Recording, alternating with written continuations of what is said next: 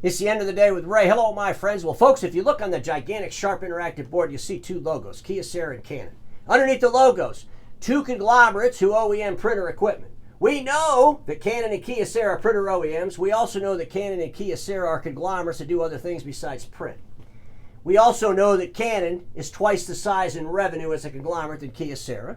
And we know that Canon's print business is about 4.5 times the size that of Kyocera's print business. So today's episode is not about which one's bigger. Today's episode is about the threats the print industry is going through and how the OEMs are going to position themselves to deal with the threats. Ladies and gentlemen, there are threats. The industry is going through major disruption.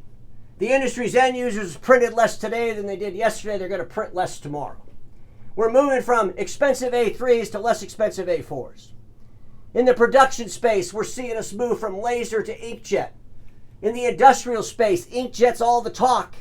Inkjet's going to be the future, not only for industrial, not only for commercial, but it's also going to be the future for business printing, especially if I have my way. But at the end of the day, ladies and gentlemen, there's a lot of things disrupting our industry.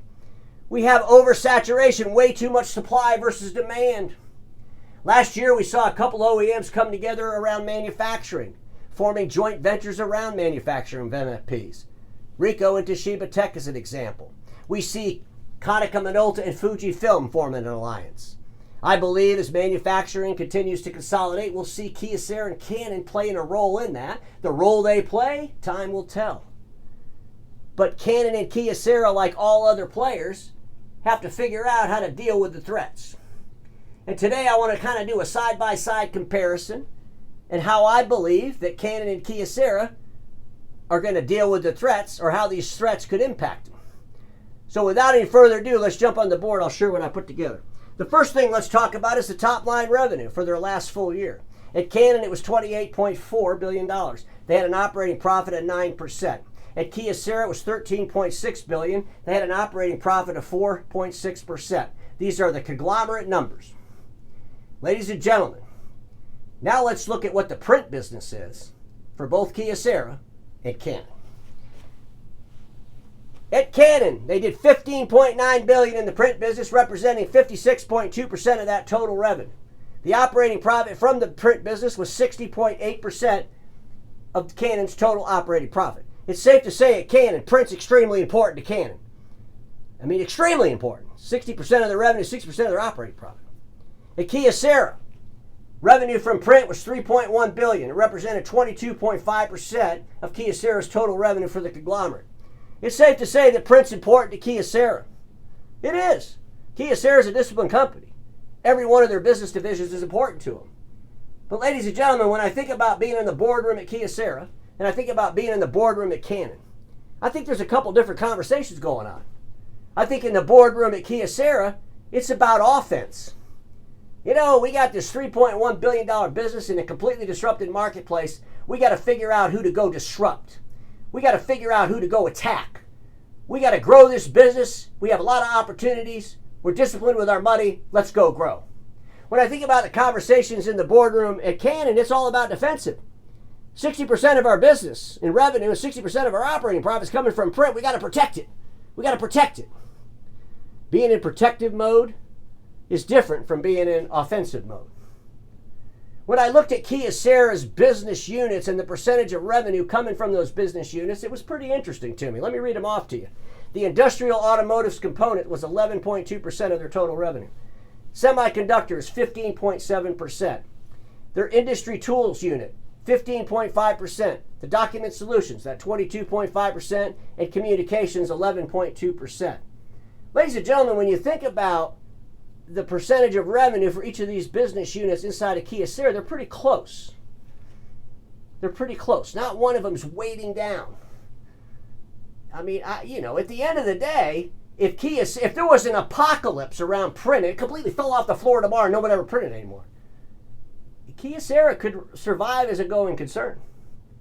If that same thing happened at Canon, they couldn't survive. It's 60% of their revenue and 60% of their operating profit. Now, I'm not saying there's going to be an apocalypse of print. It's all going to go away tomorrow. But can you imagine the two different mindsets in these boardrooms? One's about offense, one's about defense. We all know what Canon sells. And we also know that Canon gets a lot of money from HP. You know, and I shared an article recently where it said it was 13% of Canon's total revenue was coming from HP.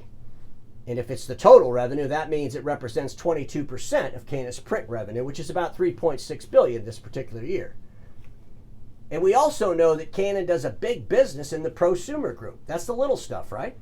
The Soho, the stuff they sell HP, I'm assuming is in this number, but it's $6.5 billion worth of business. It's half of their total revenue. We also know that Canon is big in production print. Makes some great machines. But a lot of Canon's production print machines are what? Well, they're laser-based. We're moving to inkjet. We know that Canon's moving into inkjet. They got some nice industrial inkjet machines. I saw a couple of these. They're pretty damn nice. I'm going to see some more at Print United in a couple of weeks. But at the end of the day, Canon built a huge business around laser. Can they move into inkjet? Will they see that opportunity? Will they be willing to disrupt themselves? Time will tell. Because being on the defensive is tough. You got to be careful the decisions you make. When you're on the offense, you could be a little bit more liberal with those decisions, especially if you're a disciplined company around your cash. I wanted to look at some things. I wanted to look at Kyocera and Canon asset to equity ratio. I wanted to look at their assets. What percentage of their assets are goodwill or intangible? Let's start out with Kyocera. Asset to equity ratio 73.74%, which means 26.6% of Kyocera's assets are encumbered in some way or another. Over at Canon, asset to equity ratio 63%. Assets encumbered are 37%. So more of the Canon assets are encumbered in one way or another. But here's something really interesting. The goodwill, intangible assets over there at Canon represent 18.4% of their assets, $7.5 billion. That's a lot. You know, a lot of folks don't want to see that over 10%. At Kyocera, it is at 10%. Their goodwill assets are 10%. Ladies and gentlemen, I've said it before, I'll say it again, but I believe Canon's going to have an impairment charge coming this year, maybe next year. They're going to realign these assets. There's no doubt about it. We saw where Canon is merging, Canon USA and Canon Americas. I believe that that's step one to getting rid of their direct operations. Maybe when they get rid of their direct operations is when you'll see the impairment charge, but there's an impairment charge coming. When I looked at the cash flows from operating activities for the period ending June 30th, 2024 for Kyocera, it's $421 million. For our friends over there at Canon, it was $1.1 billion. Considering the revenue they're bringing in, that's pretty respectable for both players. I wanted to look at something else. I wanted to look at the cash plus cash equivalents divided by current liabilities. What's the cash ratio? Ladies and gentlemen, this is pretty interesting. If you take the current liabilities over there at Kyocera and you take their cash and cash equivalents, Kyocera has 91 cents in cash for every dollar of current liabilities. Meaning they have 91 cents in cash that if they wanted to, they could pay toward those current liabilities. Our friends over at Canon, it's 34 cents to the dollar. They have 34 cents in cash for every dollar worth of current liabilities. HP is terrible. They have literally 10 cents for every dollar in current liabilities. But at the end of the day, ladies and gentlemen, Kyocera, congratulations on this. By the way, I did this exercise for all the OEMs, and Kyocera by far came out ahead. But at the end of the day, when you think about Kyocera and you think about Canon, it's not about which one somebody likes better than the other one. It's about an industry that has a major player, a company called Canon, who built a huge corporation around print. Let's face it, they built a huge corporation around print. They've done wonderful things around print. They still do wonderful things around print. They're a major supplier to HP, the most recognized name in print, if you will, from desktop printing for sure. And at the end of the day, there's a lot of things Canon did right. When I look at Kyocera, yeah, well, they're half the revenue. Their print business is a lot smaller than Canon's, but I do see Kyocera where they could be on the offensive. I want to share this slide with you. When I think about Kyocera's entrance into production and industrial space here, and folks, how did they enter? They entered with Inkjet. They entered where the customers are going. When I think about Canon, I think about a big laser operation. I know they got some great inkjet technologies out there. But at the end of the day, I think of them as a big laser operation. They made a crap load of money off of laser technology. Will that baggage keep them back from moving more into ink? Because, ladies and gentlemen, I believe the winner is going to be Inkjet, even in the businesses. Could a company like Canon really decide to get into Inkjet for business? How long would it take them to do that? Versus maybe a company like Kyocera or some of the other folks. Our industry's changing. It's going through a lot. But I got to ask a question. What are the greatest threats to Canon's print business? What are the greatest threats to all the OEMs? You know what I think it is? The consolidation of manufacturing.